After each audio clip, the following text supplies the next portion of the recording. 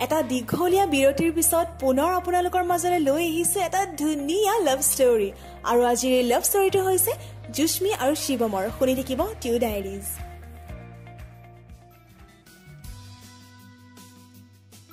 ইউনিফেষ্ট university লাইফৰ one of the best part নিজৰ ইউনিভাৰ্চিটিখনক represent কৰাৰ মজাই সুকীয়া বিভিন্ন কলেজ ইউনিভাৰ্চিটিৰ টিমবোৰৰ মাজেৰে তেজপুৰ ইউনিভাৰ্চিটিৰ টেকটো লৈ সগৌৰৱেৰে বুকু ফিন্দাই খোজ কঢ়াৰ মজা প্ৰেক্টিচ ছেশ্যনকে আৰম্ভ কৰি কম্পিটিশ্যন শেষ হোৱালে একেলগে এটা ইউনিট হিচাপে থাকি টিমৰ প্ৰত্যেকজন মেম্বাৰকে ছাপোৰ্ট কৰাৰ মজা আৰু প্ৰাইজ ডিষ্ট্ৰিবিউশ্যনৰ দিনাখন চিঞৰি চিঞৰি তেজপুৰ ইউনিভাৰ্চিটিৰ জয়গান গাই প্ৰাইজ লৈ উভতি অহাৰ মজা কিন্তু এই মজাবোৰ অনুভৱ কৰাৰ সুযোগো খুব কম সংখ্যক ষ্টুডেণ্টেহে লাভ কৰে আৰু তেনে দুগৰাকী ষ্টুডেণ্ট আছিল ইংলিছ এণ্ড ফৰেন লেংগুৱেজ ডিপাৰ্টমেণ্টৰ জুস্মি আৰু ইলেক্ট্ৰিকেল ইঞ্জিনিয়াৰিং ডিপাৰ্টমেণ্টৰ শিৱম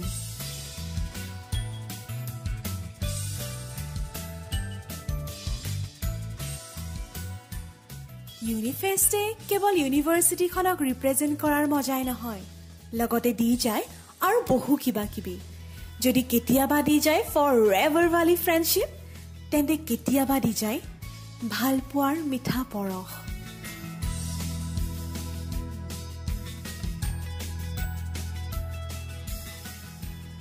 আৰু এই মিঠা পৰশেই যেন স্পৰ্শ কৰি গৈছিল জুস্মি আৰু শিৱমক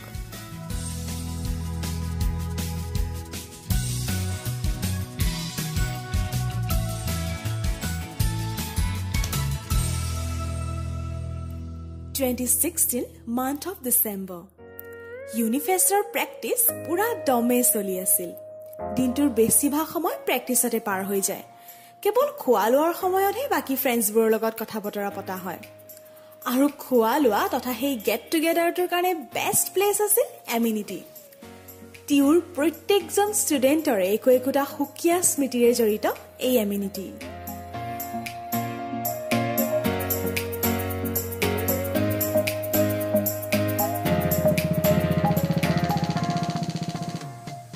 তেনেকৈ লাঞ্চ ডিনাৰ কৰাৰ মাধ্যমেৰে জুস্মিয়ে লগ পাইছিল শিৱমক মুখখন অনবৰতে ৰুমাল এখনেৰে বান্ধি ৰখা কেৱল চকু দুটা উলিয়াই ৰখা শিৱম আৰু যিহেতু ঠাণ্ডাৰ দিন আছিল বাকীবোৰৰ দৰে জুস্মিয়েও কেৱল চকু দুটা ওলাই থাকিব পৰাকৈ গৰম কাপোৰেৰে নিজক ঢাকি ৰাখিছিল তো ইন শ্বৰ্ট চকুৰ মাধ্যমেৰে দুয়োৱে কথা পতা আৰম্ভ কৰিছিল ৱেইট তেতিয়ালৈ কিন্তু সিহঁতৰ মাজত শব্দৰ আদান প্ৰদান হোৱাই নাছিল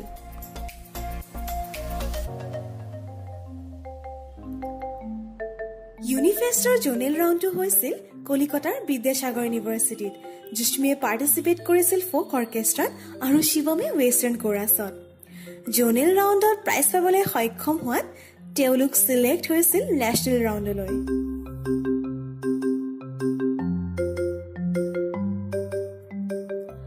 নেশ্যনেল ৰাউণ্ডটো অনুষ্ঠিত হৈছিল কোলহাপুৰত আৰু এদিন লাঞ্চ টাইমৰ কথা ঘটনা এটা ঘটিল অৰ্কেষ্ট্ৰা পাৰফৰ্ম কৰি আহি ভোক লগাত জুস্মি লাঞ্চলৈ বুলি ওলাই গ'ল কিন্তু ভুলতে তাই ফুড কুপনখন এৰি থৈ গ'ল আৰু কুপনখন নথকাত ছিকিউৰিটিৰ মানুহেও তাইক খাবলৈ যাবলৈ নিদিলে এনেই ভাগৰে যুগৰে পাৰফৰ্ম কৰি অহাৰ পিছত তেনেকুৱা এটা প্ৰব্লেম ক্ৰিয়েট হোৱাত তাইক খঙতে কান্দি পেলালে আৰু সেই দৃশ্য দেখি শিৱমৰ খুব বেয়া লাগিল সি একো এটা কৰিব নোৱাৰিলে যদিও বা সিহঁতৰ মাজত কোনো ধৰণৰ কথা বতৰা নাছিলে কিন্তু ইতিমধ্যেই শিৱমে আনৰ পৰা জুস্মিৰ সকলোবোৰ ইনফৰমেশ্যন লৈ লৈছিল আৰু লাহে লাহে সি তাইক ভাল পাবলৈ আৰম্ভ কৰিছিল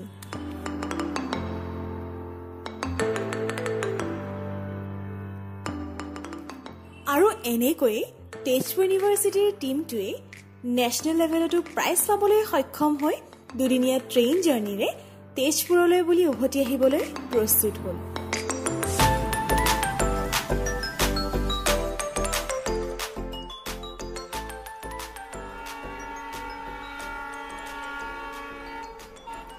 So, yes, train journey.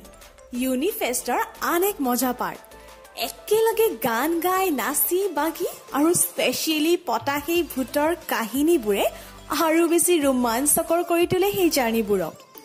আৰু তাৰ মাজে মাজে চলি থাকে DSLR বা মোবাইলত উঠা সেই ফটোজবোৰৰ আদান প্ৰদান।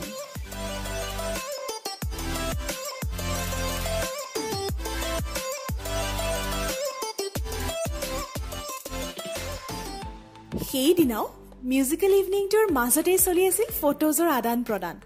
সকলোবোৰ ব্যস্ত ফটো লোৱা আৰু ফটো দিয়াত ব্যস্ত আছিল শিৱম। য়েছ, আই নো, বহুত কষ্টৰ কাম, বাট উপায় নাই। যিহেতু শিৱমে এজন ষ্টুডেণ্ট আছিল যিয়ে লেপটপ লৈ গৈছিল, গতিকে সকলোৱে নিজৰ ফটোজবোৰ শিৱমৰ লেপটপতে ষ্ট'ৰ কৰি ৰাখিছিল। আৰু ট্ৰেইনত ফ্ৰী সময় পোৱাত সকলোৱে ফটোজবোৰ ল'বলৈ লৰা ধপৰা লগাইছিল। আৰু সেইদিনা প্ৰথমবাৰৰ বাবে জুস্মিয়ে শিৱমক মাত লগাইছিল, শিৱম, ফটোজবোৰ ল'ব লাগিছিল, মই পেনড্ৰাইভ আনিছোঁ, তুমি পেনড্ৰাইভতে দি দিয়া। আৰু এনেকৈয়ে সিহঁত দুটাৰ মাজত কেৱল এটা হাই হেল্ল' টাইপ কনভাৰচেশ্যনহে হৈছিল। যিহেতু সেইদিনাখন জাৰ্ণিৰ লাষ্ট নাইট আছিল, সকলোৱে মিলি ডিচাইড কৰিলে যে ৰাতিটো সিহঁতে গান গাই গাই কটাই দিব। আৰু কথামতেই কাম, সকলোৱে মিউজিকেল ইনষ্ট্ৰুমেণ্টছবোৰ লৈ আহি এটা ঠাইত বহি ল'লে। শিৱমেও গিটাৰখন লৈ আহি জুস্মিৰ কাষতেই বহিলে।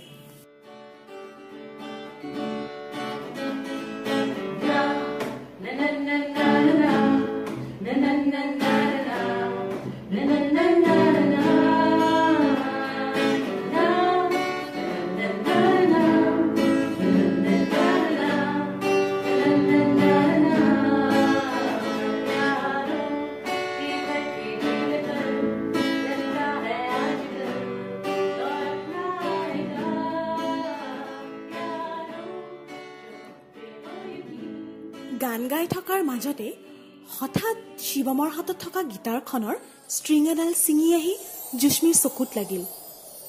ভগৱানৰ কৃপাত তাইৰ যদিও একো নহ'ল, কিন্তু শিৱমে খুব ভয় খালে। তাই দুখ পোৱা বুলি ভাবি সি নজনাকৈ তাৰ হাতখনেৰে তাইৰ চকুজুৰি পৰীক্ষা কৰিবলৈ ধৰিলে।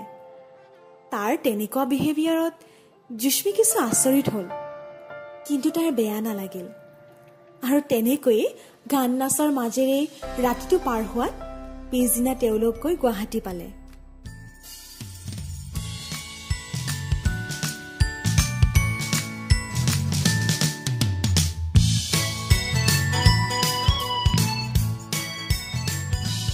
গুৱাহাটী পোৱাৰ পিছত কেইজনমান গুৱাহাটীতেই ৰখি দিলে।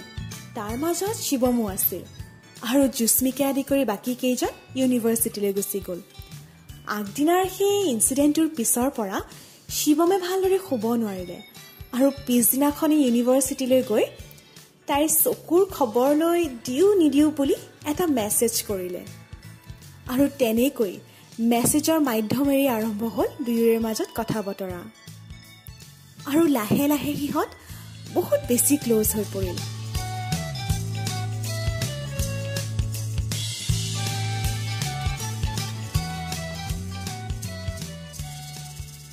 এদিন তাই শিৱমক মেছেজ এটা কৰিলে, শিৱম, মইতো তোমাৰ মাতটো তেনেকৈ শুনাই নাই, মানে তুমি গ্ৰুপত গান গোৱা ন, তো আজি এটা গান গাই শুনাবা নেকি? আৰু শিৱমেও যেনে ধুনীয়া সুযোগটো এৰি নিদিলে, আৰু গানৰ মাজেৰে তাৰ ফিলিংছবোৰ তাইৰ লগত শ্বেয়াৰ কৰিবলৈ এটা গান ৰেকৰ্ড কৰি পঠালে। তু যো নজৰোं के सामने कल होगा नहीं, तुझको देखे बिन मैं मर ना जाऊं कहीं, तुझको भूल जाऊं कैसे, माने ना मनाऊं कैसे, तू बता। रोके ना रुके नैना, तेरी ओर है इन्हें तो रहना, रोके ना रुके नैना। এণ্ড য়েছ, তাৰ ভইচ আৰু গানে কামত দিলে। সেইদিনাখনৰ পৰা জুস্মিয়েও যেন অকণমান কথাবোৰ ভাবিবলৈ ল'লে। তাই যদিও বা গম পাইছিল যে সি মেবি তাইক লাইক কৰে, কিন্তু সেইদিনাখনৰ গানটোৰ পিছৰ পৰা তাই চিয়ৰ হৈছিল আৰু লাহে লাহে দুয়ো বহুত বেছি ক্ল'জ হৈ পৰিল। দুয়োৱে ইটো সিটোৰ লগত কথাবোৰ শ্বেয়াৰ কৰিবলৈ ধৰিলে, কিন্তু কোনেও কাৰো আগত কথাবোৰ খুলি নকলে যে ইটোৱে সিটোক ভাল পায়। আৰু শিৱমেও ভয় খাইছিল, কিজানি সি কৈ দিলে সি তাইৰ ফ্ৰেণ্ডশ্বিপটো হেৰাই পেলায়।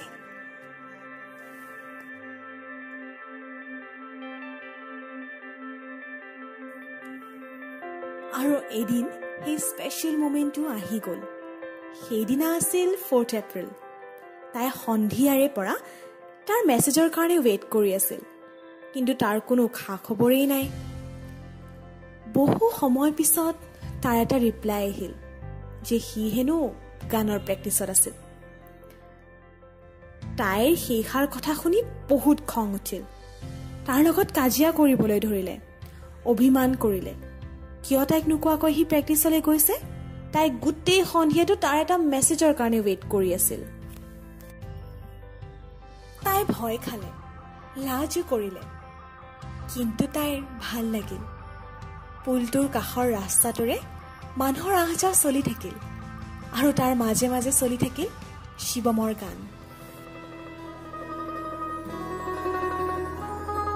किसी रोज बारिश जो आए समझ लेना बूंदों में मैं हूँ सुबह আৰু এনেকৈ সিহঁতৰ এই ধুনীয়া লাভ ষ্টৰীটোৰ আৰম্ভ হ'ল। খং অভিমানবোৰ যেন এতিয়া সাধাৰণ কথা হৈ পৰিল। হাতত হাত ধৰি টিউৰ ধুনীয়া সেউজীয়া পৰিৱেশৰ মাজেৰে খোজ কঢ়াটো আৰু এমিনিটি ভৱিষ্যতত সদায় একেলগে বহি চাহ খোৱাটো যেন নৰ্মেল হৈ পৰিল।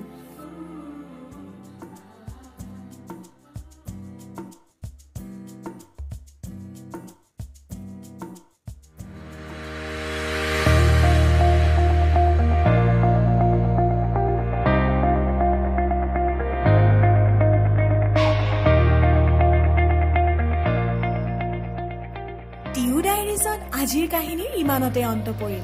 আপোনালোকক পুনৰ লগ পাম আৰু এটা নতুন কাহিনীৰ সৈতে। শুনি থাকিব টিউ ডায়েৰিজ।